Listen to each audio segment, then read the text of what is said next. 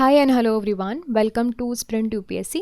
So we are discussing the history of Tamil Nadu board और हम हैं chapter 22 में where we are discussing the Marathas. So basically this is a summary chapter. यहाँ पर हम ये chapter 22 Marathas को revise करने वाले हैं.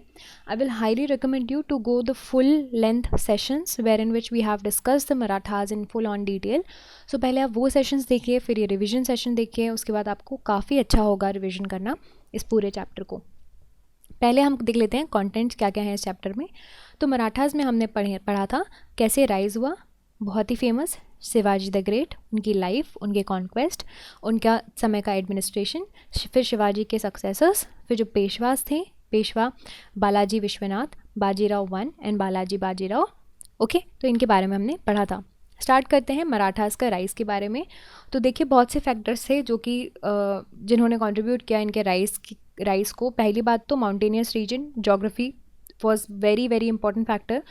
डेंस फॉरेस्ट था, ये इन्होंने गोरिल्ला टेक्निक्स वगैरह अडॉप्ट करी, अपने जो माउंटेनियस रीजन्स पे बहुत से फोर्ट्स वगैरह बनाए. फिर उसके बाद स्प्रेड ऑफ भक्ति मूवमेंट महाराष्ट्र में, ये इसकी वजह से क्या है ना, स्पिरिट ऑफ यूनिटी आई इनके बीच में. स्पिरिचुअल लीडर्स भी थे जैसे कि तुक्का रामदास, वमन पंडित, एकनाथ, इन्होंने सोशल यूनिटी वगैरह बना के रखी हुई थी.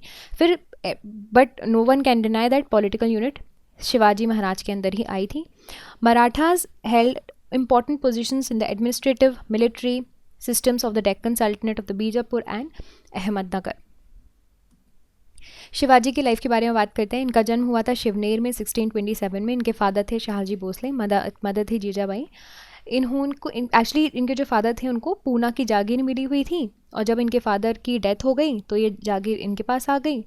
शिवाजी ने फिर मिलिट्री कॉन्क्वेस्ट करना स्टार्ट कर दिया. ऑल दो पहले से ही स्टार्ट कर दिए थे मिलिट्री कॉन्क्वेस्ट करना, बहुत से रीजन्स अपने अंदर ले ही लिए थे, तो उसकी वजह से वो एक लेजेंडरी फिगर बन गए मराठा एम्पायर में.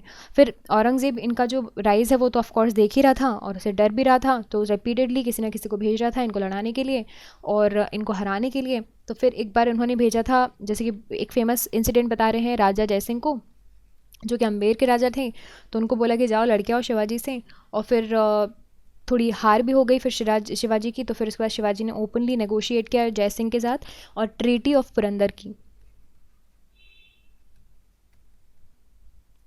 ठीक है, ट्रीटी ऑफ पुरंदर के बाद शिवाजी को बहुत से टेरिटरीज और फोर्ट जो हैं वो देने पड़े थे, और बहुत से जो है कंसेशंस भी करने पड़े थे, बहुत सी चीज़ें देनी पड़ी थी मुगल्स को.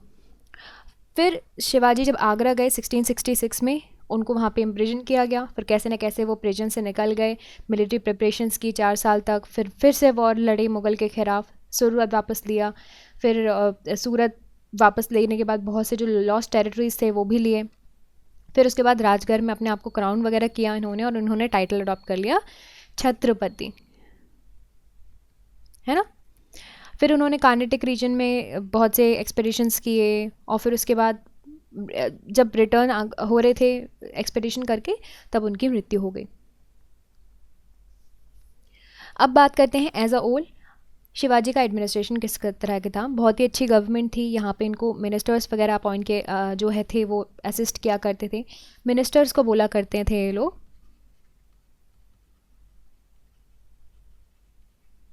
अष्टप्रधान. ठीक है, अब जो लैंड्स थे उनको मेजर किया जाता था रॉड से, उसको बोलते थे काठी. It was a measurement unit. Land को 3 कैटेगरीज में डिवाइड किया गया था, पैडी फील्ड्स, गार्डन्स एंड हिली ट्रैक्स. जिस तरह की ज्योग्राफी उस तरह का डिवीजन. चौथ और सरदेशमुखी वगैरह लिया जाता था. ये किससे लिया जाता था? मराठा किंगडम से नहीं लिया जाता था, नेबरिंग टेरिटरी से लिया जाता था, सो दैट वो इनको ये टैक्स इसलिए देते थे कि भाई हमें आके तो हमारे ऊपर रूल नहीं करना, हमसे नहीं लड़ना, हम आपको टैक्स दे देंगे. ठीक है. फिर उसके बाद इनके पास काफ़ी अच्छी रेगुलर आर्मी भी थी, जहाँ पे आपको 30,000 to 40,000 कैवलरी आपको मिलती थी, विच इज़ सुपरवाइज बाय हवलदार्स.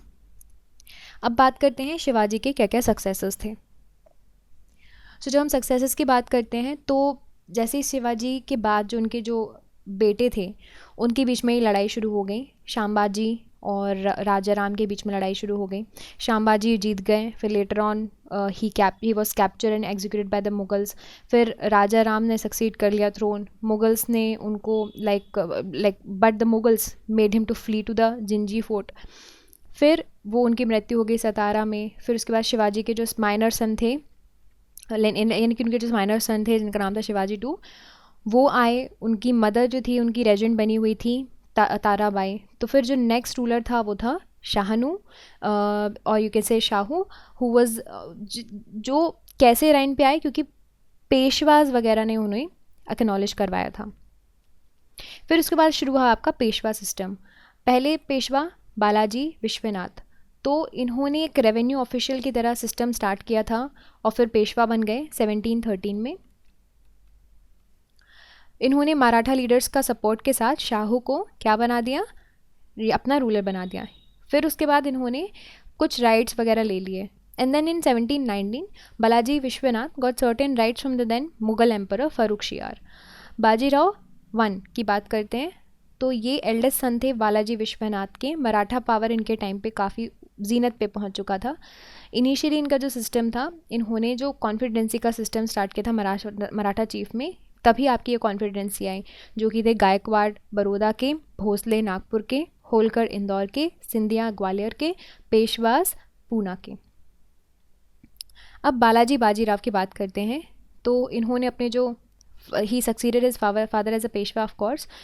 जो मराठा किंग थे शाहू, उनकी मृत्यु हो गई और वो मृत्यु हुई थी विदाउट एनी इशू। उन्होंने अपने आप को एक सक्सेसर जो है वो अपॉइंट किया था, उसको बाजीराव ने जेल पहुंचा दिया, है ना। तो फिर उसके बाद सारा कंट्रोल मराठा किंगडम का पेशवा के अंदर आ गया। फिर पेशवा ने मुगल्स के साथ फिर एक अग्रीमेंट किया 1752 में। 1752 में इस तरह का अग्रीमेंट किया था, पेशवास जो है रेवेन्यू कलेक्ट तो कर सकते हैं लेकिन ऑन द एक्सपेंस ऑफ कि वो मुगल्स को सिक्योरिटी प्रोवाइड करें। तो उसकी वजह से जब अहमद शाह अब्दाली ने भारत को इन्वेड किया था तो ये मराठा की रिस्पॉन्सिबिलिटी बन गई थी कि मुग़ल एम्पायर को वो क्या करें, प्रोटेक्ट करें। इसी वजह से मराठास ने बहुत ही ब्रेवली वॉर जो लड़ी थी अहमद शाह अब्दाली के से, और फिर उसको बोलते हैं battle of Panipat.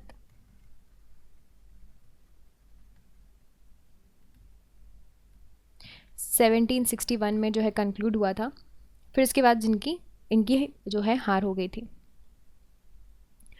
So guys, this is the entire history of your Maratha empire and we discussed के ये जो पूरा मराठा एम्पायर है उसको वो कैसे चला। तो बेसिकली ये समरी सेशन था। अगर आपको डिटेल में समझना है तो I will highly recommend you to go and watch the detail sessions first and then come to the summary session. This is just for the revision point of view. So this is it about this entire session. I hope you liked this video, and if you did, you can subscribe to the YouTube channel for more videos and updates, and also you can download the Sprint UPSC app to practice book chapter and topic wise. Remember candidates, just reading books and watching videos are not going to help you out unless you practice thoroughly. So identify your mistakes and work to improve your performance, and Sprint UPSC is the perfect app to do all of this. अगर आपको ये video पसंद आया हो तो हमारे YouTube channel को subscribe कीजिए और वीडियोज़ एंड अपडेट्स के लिए साथ ही साथ डाउनलोड कीजिए स्प्रिंट UPSC ऐप। यहाँ पर आप अपनी book chapter and topic wise practice कर सकते हैं। देखिए, सिर्फ बुक पढ़ने से और वीडियोज़ देखने से मदद नहीं मिलेगी। जब तक आप अच्छे से प्रैक्टिस नहीं करोगे तो अपनी मिस्टेक्स को जानिए, परफॉर्मेंस को इम्प्रूव कीजिए, और स्प्रिंट UPSC इसके लिए परफेक्ट ऐप है। I will see you soon in the next video. Thank you very much.